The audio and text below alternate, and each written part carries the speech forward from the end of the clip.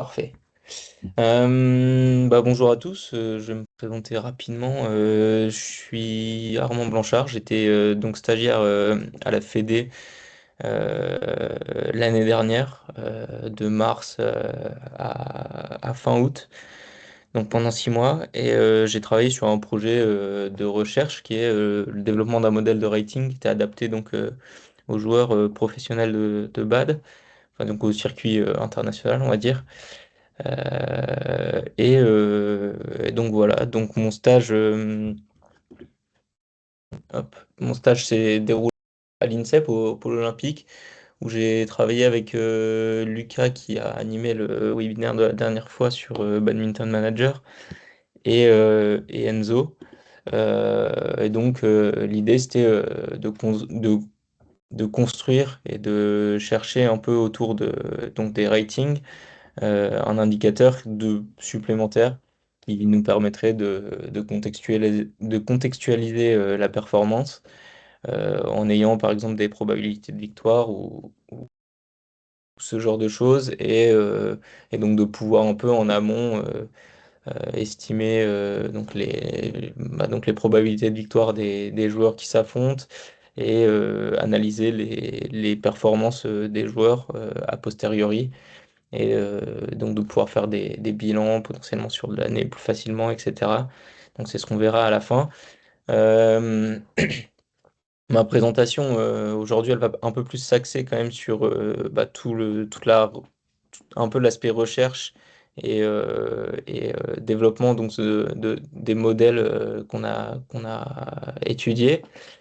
Euh, et donc pour ça, je pense, vous représenter rapidement la structure des données qu'on utilise à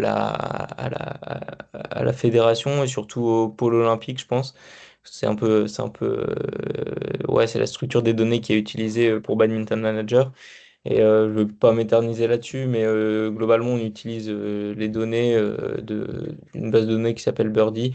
Et donc, on a les données de classement, de résultats et de calendrier de tous les matchs internationaux. Et donc, c'est là-dessus que je me suis basé.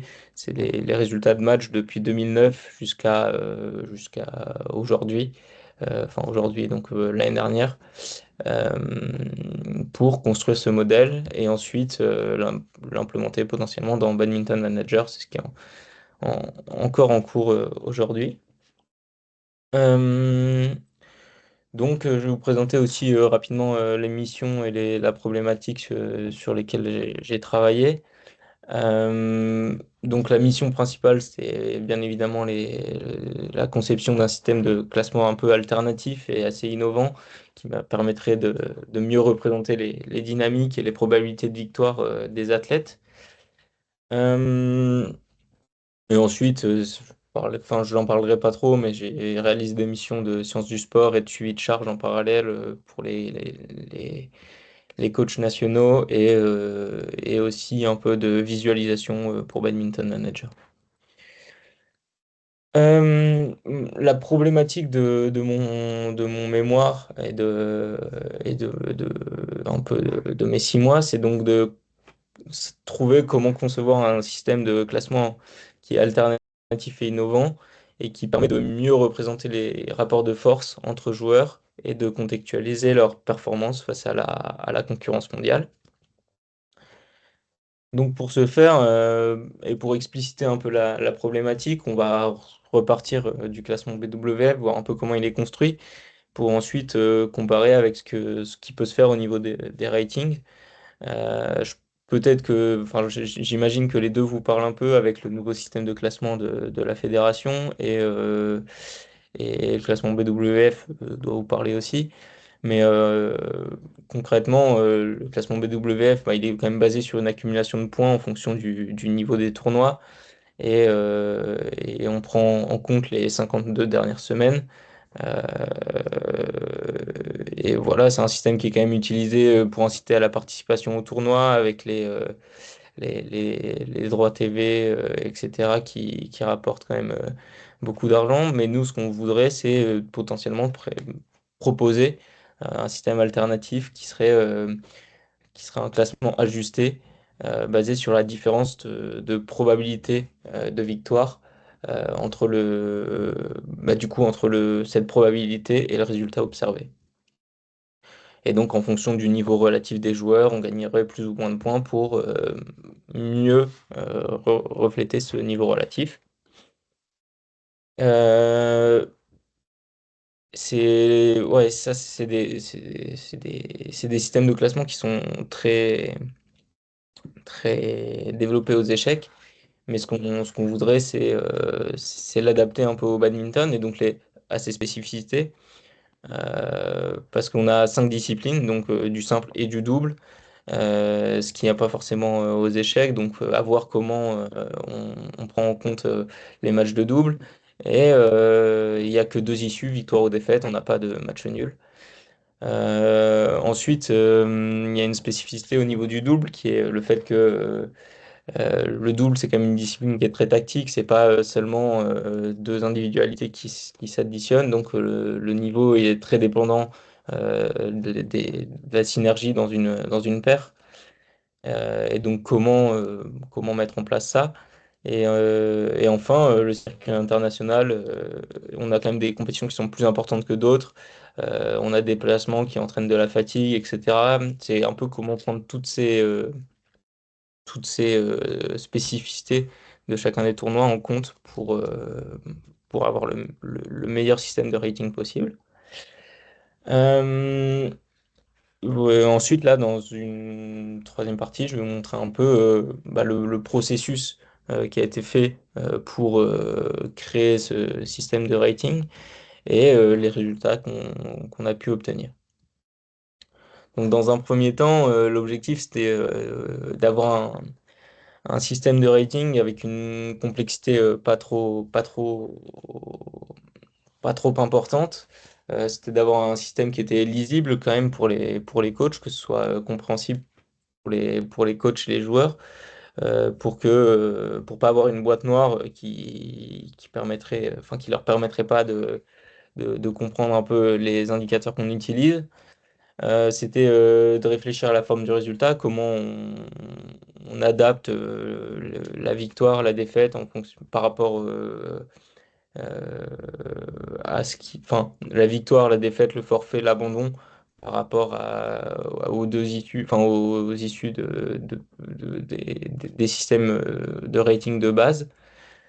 Euh, Ensuite, c'est comment intégrer des nouveaux sportifs et comment gérer les paires de doubles. Parce que ce qu'on a vu, on ne peut pas donner un rating à chaque individu. euh, enfin, faire une moyenne juste pour le double, ça pourrait pas marcher parce que ils ont des niveaux indépendants qui sont pas forcément, enfin, qui reflètent pas forcément leur niveau en double. Et pareil, on a beaucoup de paires qui changent au cours d'une saison, au cours du temps. Et donc, l'idée, ce serait d'essayer de refléter le mieux quand même leur niveau potentiel à deux pour que les classements se stabilisent le plus vite possible. Et enfin, c'était d'étudier les facteurs qui influencent la performance. Donc ça peut être le niveau du tournoi, ça peut être l'importance des matchs dans le tournoi, parce qu'une finale, c'est forcément plus important qu'un premier tour. C'est la prise en compte de l'issue du match. Et donc un peu quel facteur garder pour que le modèle soit le plus précis possible. Donc pour ça, dans un premier temps, on fait un état de l'art, on regarde un peu tout ce qui est disponible sur les ratings dans les sports duels en, en priorité. À ce niveau-là, c'était assez restreint. Il n'y a pas beaucoup de systèmes de rating sur les circuits professionnels dans des sports de confrontation qui ont été développés. Donc l'idée, c'était d'essayer de se rapprocher de quelque chose qui était le plus intéressant possible. Euh, et enfin, donc c'est de regarder un peu enfin les différentes méthodes qui existaient et les adapter pour les mettre en place. Euh, On a deux méthodes principales sur lesquelles on a travaillé. C'est la méthode Elo classique du classement, on va dire, enfin, qui est la plus répandue et la plus fiable. Euh, Par exemple, c'est le système de classement des échecs. Et la méthode Glyco 2, qui est un peu une méthode dérivée de la méthode Elo, que je vous présenterai un petit peu après. Mais je vais pas rentrer dans les détails de toutes les formules mathématiques parce que je pense que c'est pas très important. Mais ce qui est important à comprendre, par contre, c'est que la méthode Elo, elle se base sur la différence de rating de deux personnes. Par exemple, vous avez deux joueurs qui s'affrontent, un qui a 1600 d'Elo, enfin qui a une notation de 1600 et l'autre un Elo de 1500. L'écart de 100 d'élo va donner des probabilités de victoire de 65% et 30%, enfin 65% à l'un, 35% à l'autre. Et, euh, et donc, un certain nombre de points va être mis en jeu dans ce match pour chacun des joueurs qui sera pondéré par un facteur K. Et ce facteur, c'est un peu ce qui va donc répartir le nombre de points distribués après chaque match. Et c'est à partir de ce facteur qu'on a essayé d'adapter une formule avec la prise en compte du niveau du tournoi, du tour dans le tournoi. Donc par exemple, une finale, ce que je disais, serait plus importante que des matchs de qualification. Et aussi de réaliser des ajustements en fonction des forfaits et des abandons des joueurs. Euh, parce que, par exemple, on va dire, hein, quand deux joueurs jouent un match, un des joueurs se blesse et abandonne, à ce niveau-là, le match rapportera moins de points que si c'était une victoire classique ou ce genre de choses. Donc tout ça, c'est des ajustements qu'on a essayé de mettre en place dans la constante K qui distribue les points. Et donc la troisième méthode, c'est la méthode Glyco, qui a l'avantage d'associer à chaque joueur une notation, donc un rating qu'on a noté R ici, et une incertitude sur cette note. Et l'incertitude, pour faire simple, on va dire, plus un joueur va jouer et être stable dans ses performances, plus l'incertitude sur sa notation va être faible. Et inversement, enfin moins un joueur va jouer ou plus il sera instable dans ses performances, plus l'incertitude sur sa notation sera grande. Et donc en prenant en compte cette notation, enfin la notation de chacun des joueurs plus l'incertitude sur cette notation, on va avoir une répartition des points qui sera un peu plus juste, on va dire, et qui sera plus représentative normalement. Donc on a essayé de mettre en place ces trois systèmes de notation. Et en plus de ça, on a, on a pris en compte deux aspects dont on a parlé juste avant. C'est l'inactivité des joueurs et comment prendre en compte les paires de doubles. Donc au niveau de l'inactivité, l'idée c'était de mettre en place une sorte de décroissance d'élo euh, au fil du temps. Plus les semaines avançaient, plus les joueurs et les joueurs qui ne jouaient pas euh, donc perdraient un peu d'élo au fil du temps. Donc l'idée c'était par exemple de simuler une blessure ou juste un arrêt d'un joueur et donc de se dire que probablement le système serait plus réaliste si, en fonction du temps, la notation de ce joueur baisserait. Donc, je sais pas, je prends l'exemple d'Axelsen qui avait arrêté suite à une blessure pendant plusieurs mois. L'idée, c'était de faire passer son élo d'une certaine note à une note un petit peu inférieure, tout en le gardant assez haut, bien sûr. Enfin, c'est un peu ces choses qu'il fallait calibrer. Mais voilà. Et au niveau des paires de doubles, ce qu'on a dit tout à l'heure, c'est que c'est compliqué d'initialiser toutes les paires à 1500 d'élo parce que si on reprend par exemple les Chinois qui avaient changé de paire après les Jeux, enfin qui avaient inversé leur paire dans le top 4, il me semble. Ils avaient échangé deux joueurs entre deux paires. Bon, c'est quand même assez ridicule de les initialiser à 1500 parce que après ils vont biaiser complètement le système de classement. Mais l'idée c'était de prendre donc le meilleur elo bah là sur le schéma si on regarde un peu le schéma, par exemple on prend une joueuse A qui va jouer avec une joueuse B en double dame. Si la joueuse A déjà un classement, que ce soit enfin deux classements avec deux partenaires différents en double dame et un classement en double mixte, on prendra son meilleur classement dans la discipline. Donc ici 1750 d'élo dans la discipline, qui joue avec une joueuse B qui a aucun historique, donc qui sera initialisée à 1500. On va faire une initialisation de la paire à la moyenne de ces deux classements pour essayer de stabiliser le plus rapidement possible le, le niveau de la paire. Donc probablement, le niveau sera pas à 1625, c'est ce que je disais tout à l'heure. Le double, c'est pas juste une addition du niveau de joueurs, mais ça peut quand même donner une idée globale du niveau de chacun dans la discipline. Et donc ça nous permettrait de stabiliser un peu plus rapidement le classement vers le classement réel des joueuses. Et ensuite, pour valider un peu le système et regarder un peu au fil du temps comment il se comportait, l'idée c'était de prendre tous les matchs de 2009 à 2014, de stabiliser les classements sur cette période-là, et ensuite d'effectuer des tests sur la période de 2014 à 2025 pour voir à quel point nos systèmes de rating étaient fiables et étaient représentants du niveau des joueurs. Euh, et donc, il y a aussi une étape de sélection des constantes. Comme je vous l'ai dit, on a testé plein de facteurs qui pouvaient entrer en jeu sur les différents systèmes de classement.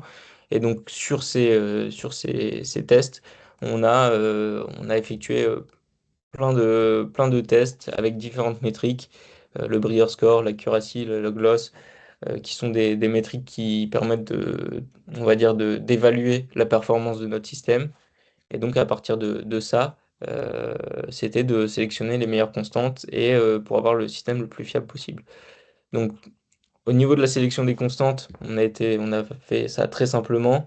Là, on voit par exemple, enfin, je ne vous ai pas décrit les différentes métriques, mais l'idée, c'est que ici, on aurait les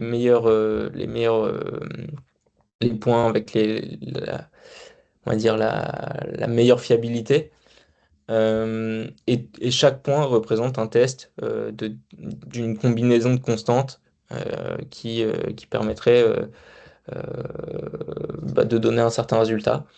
Et donc, à ce niveau-là, on a quand même, on va dire, plus de 72% de fiabilité euh, sur notre système de classement. Donc, ça veut dire que dans 72% des cas, il prédirait quand même la bonne victoire. Et si on se base un peu sur ce qui se fait dans la littérature, à partir de 68-70%, le modèle serait considéré comme bon. Donc on a quand même des résultats qui sont au-dessus des bons modèles. Et donc c'est quand même assez intéressant.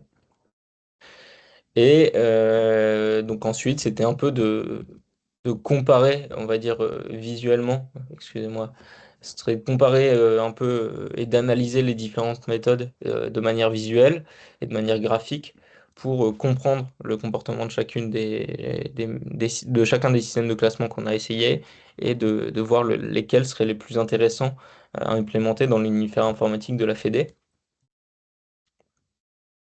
Donc là, on a quelques petits graphiques qui nous permettent globalement juste de situer un peu on va dire l'efficacité de nos méthodes. Ici, enfin, ces trois graphiques-là représentent la probabilité prédite par la méthode. Donc on va dire par exemple, enfin, c'est le nombre de fois que la méthode a prédit, bah, je sais pas, une probabilité de 0,4 pour un joueur et à quelle fréquence on l'observe. Donc l'idée, c'est quand même de se rapprocher le plus de cette courbe, enfin de cette droite qui est d'équation 1,1, quoi, enfin de se rapprocher le plus de la diagonale pour avoir des probabilités qui soient le mieux calibrées possible. Et donc on voit que la méthode Elo et la méthode Glicko sont quand même très performantes avec des probabilités qui sont vraiment bien calibrées. Et on voit que le fait de jouer sur ce facteur K à chaque match et même si on a essayé de le lisser le plus possible, ça entraîne quand même des petites dérives au niveau des probabilités qui donc peuvent surestimer ou sous-estimer un petit peu l'écart de niveau entre deux joueurs. Donc c'est pas forcément une bonne chose. Et à droite, ici, on voit un peu la, la- la répartition, la distribution des ratings selon les différentes méthodes. Et donc, on voit que la méthode Elo simple et la méthode Elo adaptée se rapprochent globalement au niveau de cette distribution. Et que par contre, la méthode Glyco, elle est quand même beaucoup plus large et étale beaucoup plus les ratings des différents joueurs. Et donc, à partir de ça, l'idée, c'était donc de mettre en base les méthodes et de les comparer. Et donc pour ça, enfin, on a pesé les avantages et les inconvénients des différentes méthodes. Globalement, les trois méthodes sont quand même, enfin on va dire les deux méthodes, la méthode Elo et la méthode Glyco sont des méthodes fiables et démocratisées. La méthode Elo était vraiment classique et facile à comprendre et à implémenter. Et c'est une méthode qui est un peu universelle, donc qui serait facile à faire adopter aux joueurs et aux entraîneurs. Et par contre, enfin, c'était aussi une méthode qui était efficace pour les classements en simple et en double. Et par contre, sans initialisation des paires, la méthode elle est peu précise pour les prédictions de double. Euh, la méthode Glyco, donc c'est une méthode qui est pareil, qui prenait en compte l'incertitude sur les classements et ça reflète un peu cette instabilité de la performance sportive qui peut être intéressante à prendre en compte. Et c'était une méthode aussi qui était très efficace pour les prédictions, cette fois-ci en simple et en double. La méthode Elo était plus efficace pour le classement et la méthode Glyco est plus efficace sur la prédiction et sur les probabilités de victoire des individus. Par contre, elle est un petit peu plus complexe et l'initialisation des paires, elle rend un peu le classement fait à partir des ratings un peu obsolète.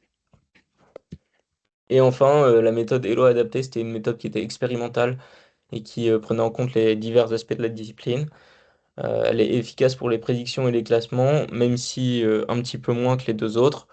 Et elle est un peu plus complexe et globalement un petit peu moins performante. Mais c'était intéressant quand même de voir un peu comment les différents facteurs pouvaient rentrer en compte et est-ce que c'était intéressant de les prendre en compte ou pas. On a vu que pas forcément. Et donc on a décidé de mettre en, en base, enfin, d'intégrer la méthode Elo et la méthode Glyco avec potentiellement des applications un peu différentes. Et donc au niveau de l'application, c'est un peu ce qui pourrait se passer. Enfin, c'est des prototypes qui ont été faits pour Badminton Manager et qui sont en cours de développement par Lucas. Et donc l'idée c'était d'intégrer un peu le rating dans la fiche athlète, dans une fiche athlète où donc on aurait donc plein d'informations sur les statistiques clés de l'athlète au cours de son année et d'ajouter par exemple le rating, le classement au niveau du rating et aussi son nombre de points et la variation sur les dernières semaines. Et ce qui est intéressant aussi, c'était un peu de voir potentiellement bah là, on a les performances d'Alex entre septembre 2024 et juillet 2025.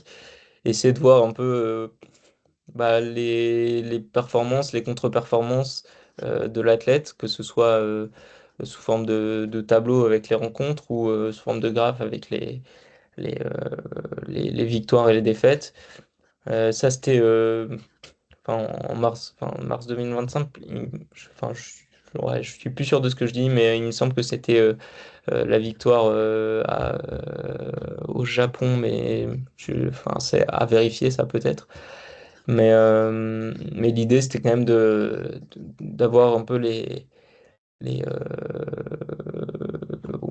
l'évolution de notre joueur et de voir un peu les moments où il était en forme. Et ici, par exemple, dans le tableau, de voir les grosses contre-perfs ou les grosses performances de notre joueur. Bah voilà, j'en ai fini pour ma présentation. Je sais pas si vous avez des questions ou des remarques. En tout cas, on peut échanger si vous le souhaitez. Merci beaucoup Armand pour cette présentation riche, même s'il y a beaucoup de chiffres, hein, il y a des choses quand même que tu as explicitées, je t'en remercie amplement. Oui, Est-ce qu'il y a des questions? Tu peux peut-être enlever ouais, peut-être ton... je partage. Oui, Aurélien. Oui, vous m'entendez bien? Ouais. Oui, ouais, vas-y. Moi, j'ai trouvé ça intéressant, mais j'ai quand même une question importante. C'est Mhm. quoi l'objectif final? Enfin, concret, l'utilisation concrète d'avoir un nouveau système de rating au-delà de ce qui existe déjà pour soit Ouais. analyser les joueurs, soit faire de la prédiction. Et deuxième question, c'est quoi l'intérêt d'une prédiction avant que les matchs soient joués? Réel ou dans la préparation, ou choses comme ça? Ouais, ouais, je vois. Bon, c'est une question qui se posait quand même et qui est intéressante. L'idée, c'est quand même d'avoir en fait une autre vision, enfin, c'est d'avoir une seconde vision par rapport au classement BWF. C'est d'avoir un peu un système qui est différent, qui permet de classer les athlètes et d'étudier un peu leur performance d'une autre manière. Euh, L'idée, c'est aussi, par exemple, enfin, je sais que pour Thierry ou pour des gens qui font un Thierry Solaire ou des gens qui suivent la performance de beaucoup de joueurs, l'idée, c'est de pouvoir, bah, à l'issue d'une saison, voir un peu les grosses performances et les contre-performances des athlètes et d'essayer un peu de nuancer ça, donc avec la différence de niveau a priori sur un match. Et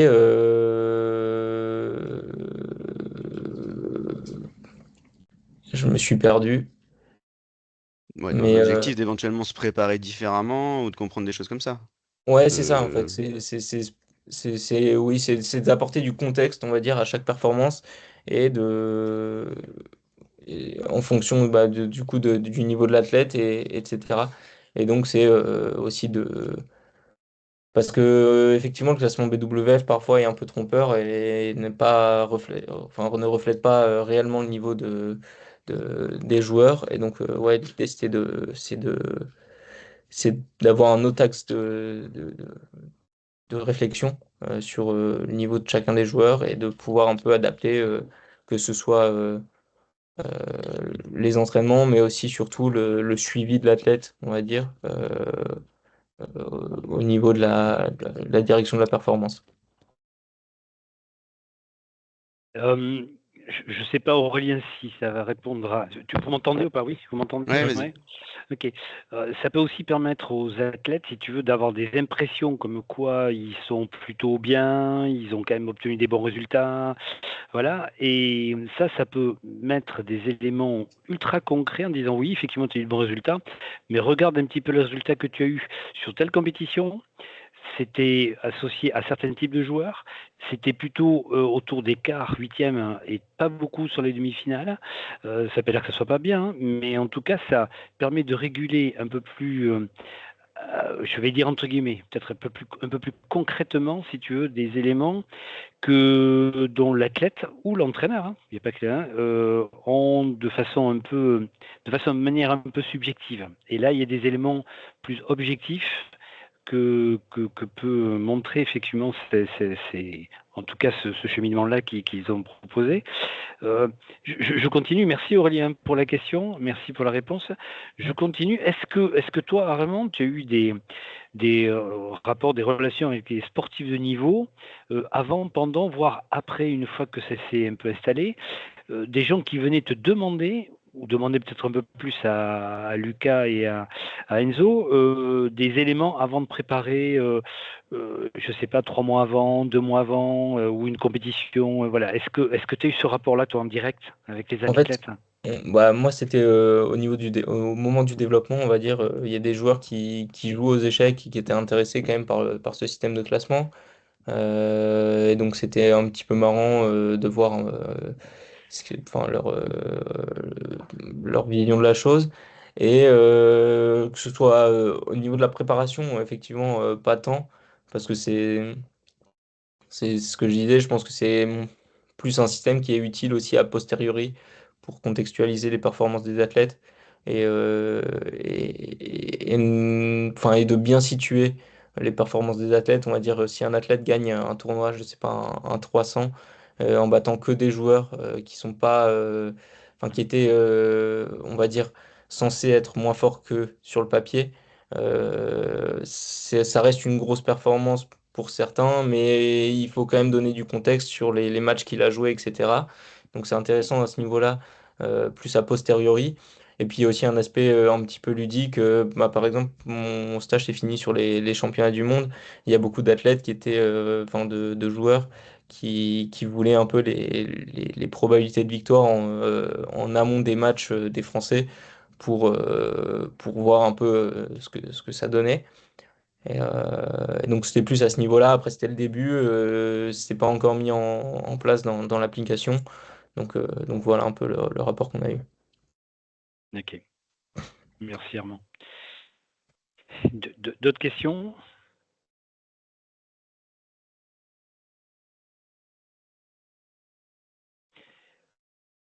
Ouais, je vais prendre Frédéric à l'appareil là.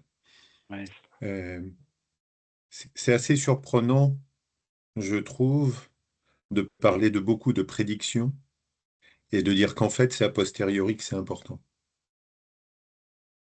Je ne sais pas s'il y a une contradiction, mais je trouve intéressant, bien sûr, a posteriori, de remettre un contexte et éventuellement de remettre un peu les pieds sur terre sur certains. Mais quand on dit remettre les pieds sur terre, c'est en même temps, tu as mieux réussi que tu pensais. Parce Mhm. qu'on a le droit aussi de l'avoir dans ce sens-là. Ouais, Mais c'est assez étonnant dans toute ta présentation, Armand, d'avoir eu beaucoup sur la prédiction et à la fin de dire, mais c'est bien a posteriori quand même, ce ouais. système-là. Non, mais en fait, c'est vrai que c'est rigolo, je pense, au niveau des termes employés et de comment on le présente. Parce que, effectivement, en fait, la probabilité de victoire et donc la prédiction, entre guillemets, de victoire, euh, elle est intéressante. Mais est-ce qu'elle est utile en amont? Pas forcément. C'est pas parce que, bah, par exemple, enfin, je sais plus, j'avais montré une slide sur laquelle il y a des matchs où Alex avait, je sais pas, 85-90% de chances de gagner. C'est pas pour ça qu'il a forcément gagné le match. Euh, Bah, et puis, est-ce que ça change quelque chose sur sa préparation et sur comment il va aborder le match? C'est pas censé changer quelque chose. Par contre, a posteriori, en fonction du résultat du match et de comment s'est déroulé le match et ouais, c'est ça.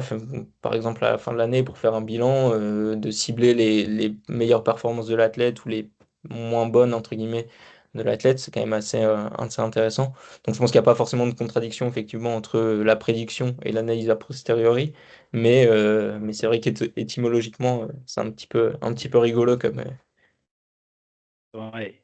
C'est pour ça que la terminologie de prédiction, qui est plutôt quelque chose de fermé, effectivement, il faut faire attention. Et c'est pas la même chose que les prévisions. Les prévisions, c'est quelque chose de beaucoup plus ouvert et qui laisse la part d'incertitude beaucoup plus forte, alors que dans la prédiction, il y a quelque chose de beaucoup plus fermé. Si on prédit, c'est que ça va se dérouler comme ça, alors que dans la prévision, eh bien, il y a tous ces éléments-là qui pourrait laisser entendre que ça pourrait se dérouler comme ça.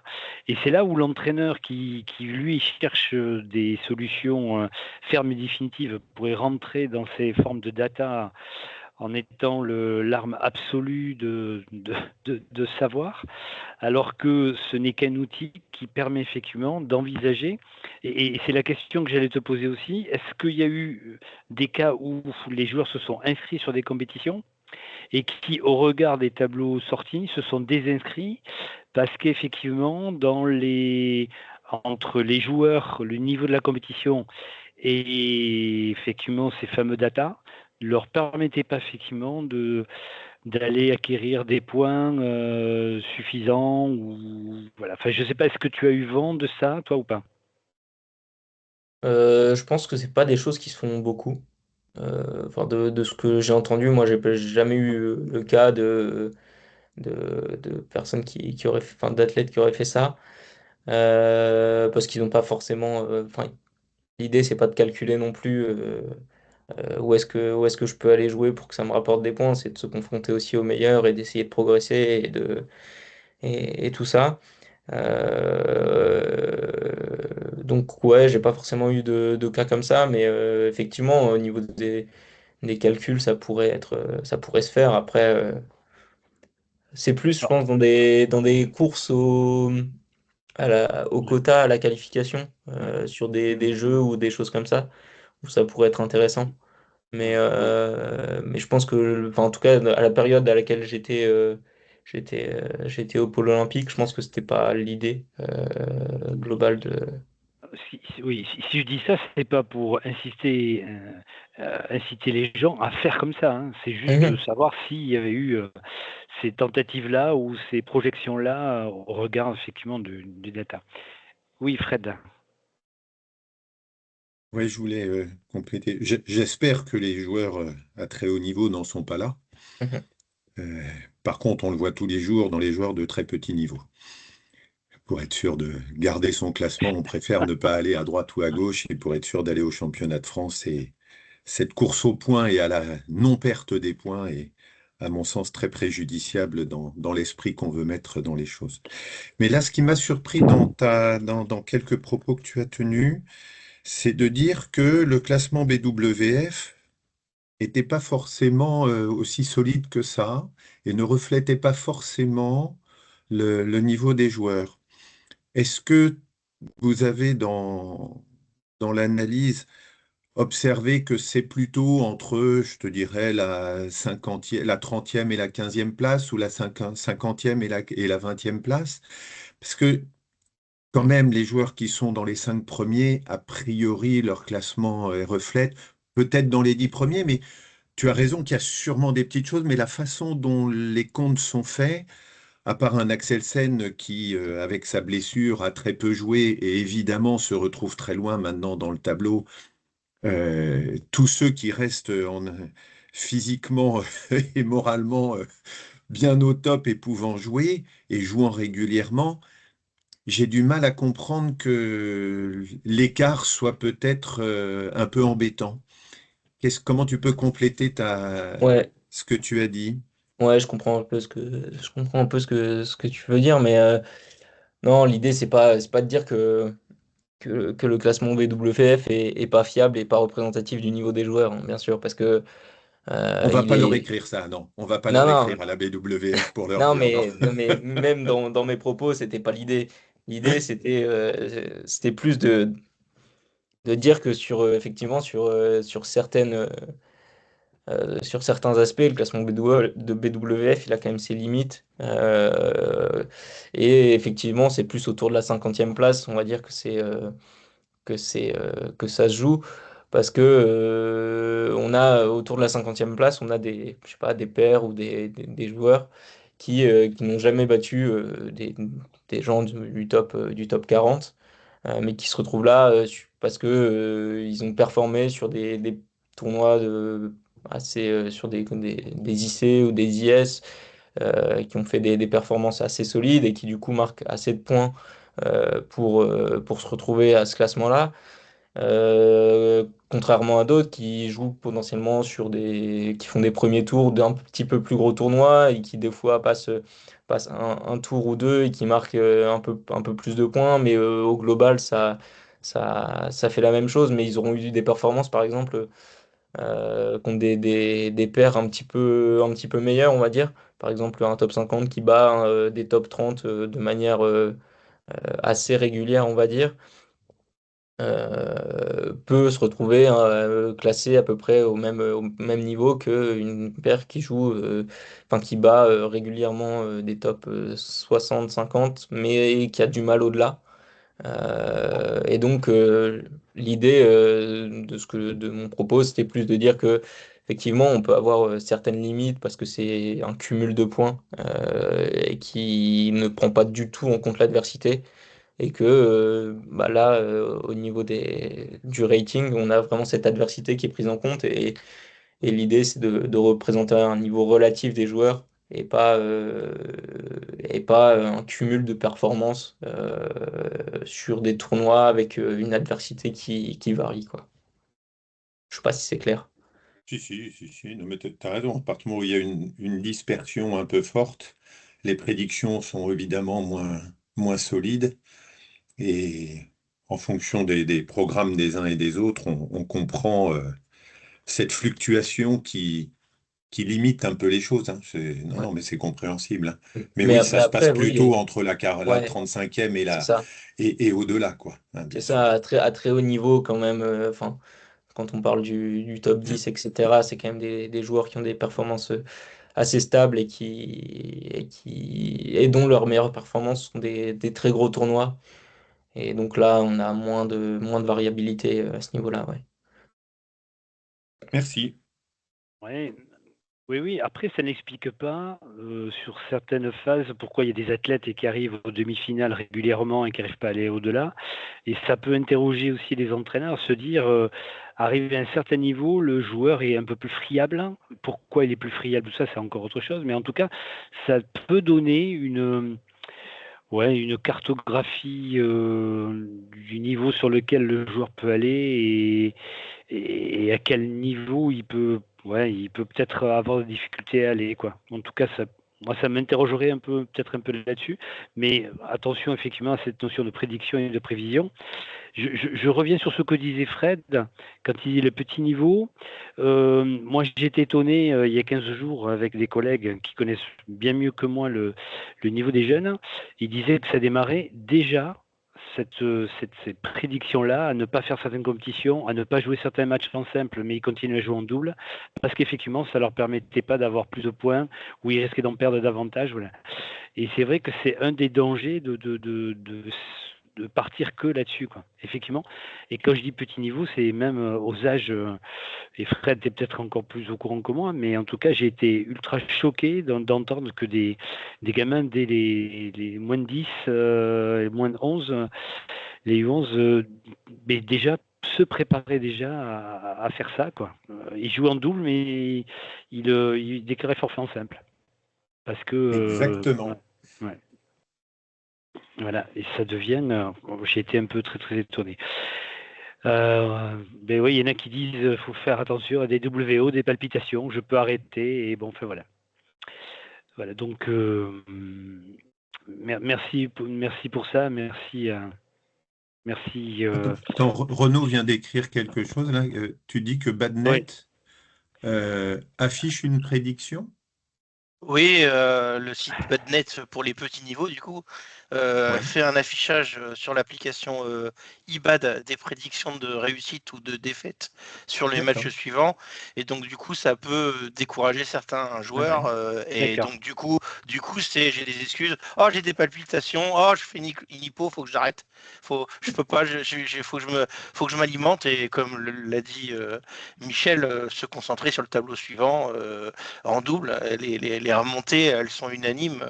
Il y a un comportement lié à cet effet prédictif qui est négatif sur la continuité des compétitions et du coup ne classe pas les joueurs à leur endroit où ils devraient être, puisque le match qui aurait été une défaite à venir n'est pas considéré, donc c'est du dumping pour rester le plus haut possible, mais ça marche qu'un temps, puisque la statistique Elo ou l'ICO va forcément à un moment ou à un autre faire que tu vas rencontrer des gens de ton niveau et tu vas rebaisser.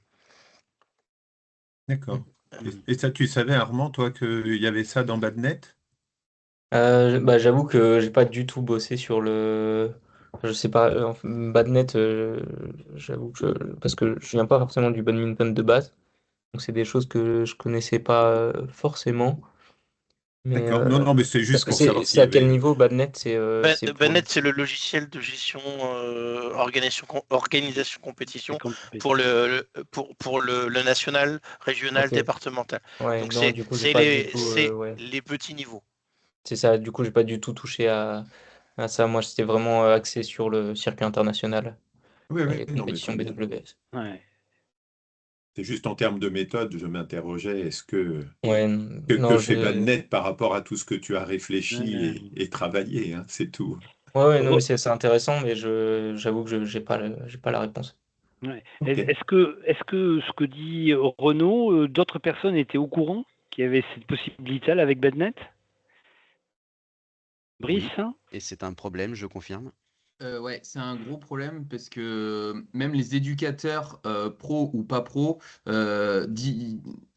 continuent de dire ce message-là aux joueurs en disant fais attention avant chaque match, tu vas être capable de perdre tant de points, tu peux en gagner tant. Et en fait, ils les conditionnent comme ça. Et dans les tribunes, ça s'entend, les gamins ne parlent que de ça. Avant chaque match, et ah, je peux prendre tant de points, mais je peux en perdre tant. Et ça devient un vrai fléau.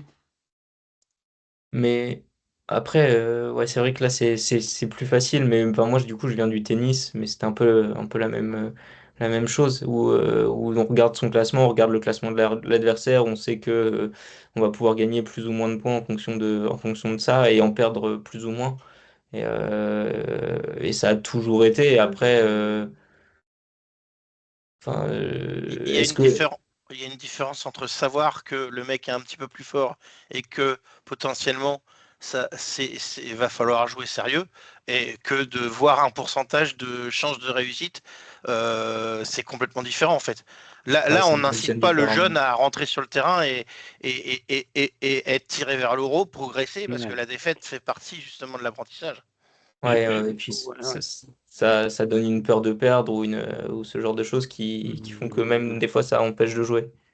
En tant en tant qu'entraîneur, hein, et je pose la question, alors moi j'ai ma réponse perso, mais est-ce que ça n'impute pas cette notion d'effort et d'intelligence de jeu sur le terrain, si effectivement on ne rentre qu'avec ça, quoi? Je trouve que ça impute c'est effectivement le fait que le joueur ne va pas faire d'effort à se dire ben non lui je peux pas, elle je peux pas, non là l'équipe elle est trop forte donc j'y vais pas. Est-ce que ça n'impute pas cette notion euh, ouais d'effort à tenter de réussir des choses quoi. Enfin, je vous pose la question mais Après, moi, ce que je trouve qui est dommage, c'est qu'avec une probabilité de victoire faible, c'est que c'est les matchs qui, si on les gagne, vont rapporter le plus de points. Et il n'y a pas grand-chose à perdre. Donc, c'est ça qui est un peu. Enfin, je sais pas. ouais ouais est-ce que c'est pas croire davantage aux chiffres à la réalité du terrain? Tu vois, voilà, et c'est pour moi, pour moi, personnellement, en tout cas, c'est un vrai danger. En tout cas, si c'est pas un danger, c'est une vraie interrogation. Mm. Bah, ça montre que seul le résultat compte et que le plaisir, je ne sais pas où il est. Ouais. Mm. Et encore une fois, on oublie le chemin, qui est pourtant ce qui compte le plus, quoi. Eh oui. Mm. Eh oui, Michel. Je, je, je vous rappelle que alors je sais pas si je le dis bien, mais c'est Winamax hein, qui fait des publicités à la télé partout et qui dit le plus important c'est de gagner, hein. Eh oui. Ouais. Donc ça Bon, laisse un peu perplexe. Aurélien. ouais, il y a la Française des Jeux aussi qui dit 100% des vainqueurs ont tenté leur chance. Moi, je préfère ça comme Ah, adage, hein. ouais. Mm. Merci Si, Renaud. si je rebondis sur ma toute première question, l'arrière-propos que je voulais pas forcément mettre les pieds dans le plat directement, c'est que les notions de prédiction, pour moi, elles sont trop rattachées à aujourd'hui dans l'imaginaire commun, à la notion de pari, hein. Et c'est pour ça que, certes, c'est pour ça que je voulais savoir, dans l'objectif de ce qu'on t'avait donné comme mission, c'est que ça sert à faire des bilans et à Mhm. étudier des résultats et à prévoir des choses liées à l'entraînement derrière, ou ça sert à quoi d'avoir des prédictions alors que les matchs sont pas joués et que, ok, tu peux dégager des tendances, mais en fait, c'est utile à quoi aux joueurs et l'entraîneur d'avoir une prédiction, quoi. Non, non, c'est ouais, du coup, c'est vraiment a posteriori. Enfin, en tout cas, on va dire les utilisations et les choses un peu qu'on avait étudiées au début, c'est effectivement plus ce côté a posteriori, cette utilité a posteriori et ces bilans sur les performances des joueurs et donner un peu du contexte à toute cette performance qui a été, enfin, toutes les performances qui ont été faites au cours d'une année, par exemple.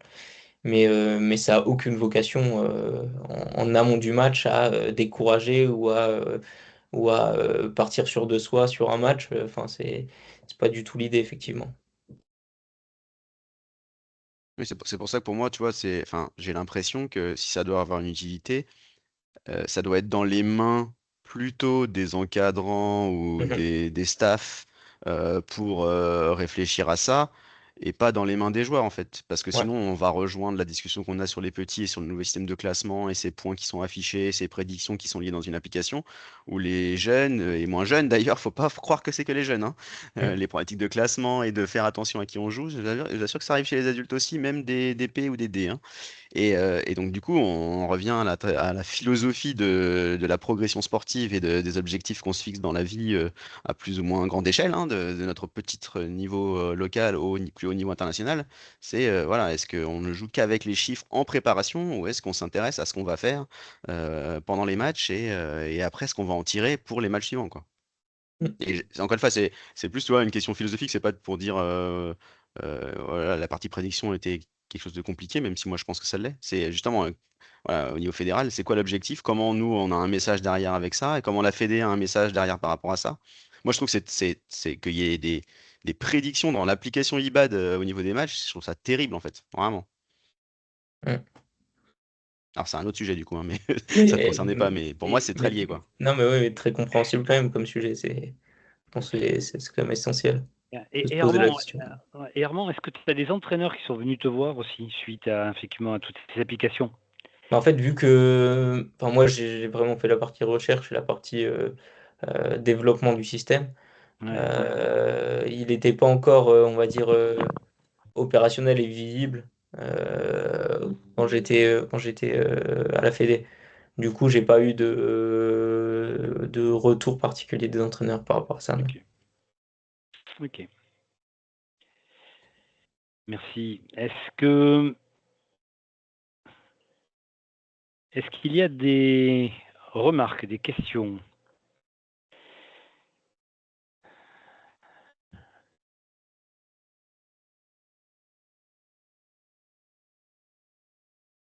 Mais écoutez, il est 12h59.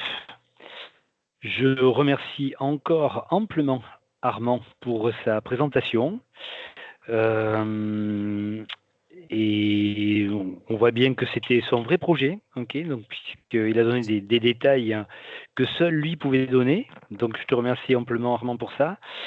Je remercie les participants. Je vous signale que le prochain webinaire aura lieu le jeudi 5 mars et ça sera plutôt sur les sciences humaines, plutôt coordination, entraîneur-entraîné, situation de coaching. Voilà. Merci à vous. Je vous souhaite une belle fin de semaine. Armand et Corentin, si vous voulez rester 5 minutes après, ça serait bien. Je remercie tout le monde. À bientôt. Bye bye. Bonne journée. Au revoir. Bonne fin de journée. Sì.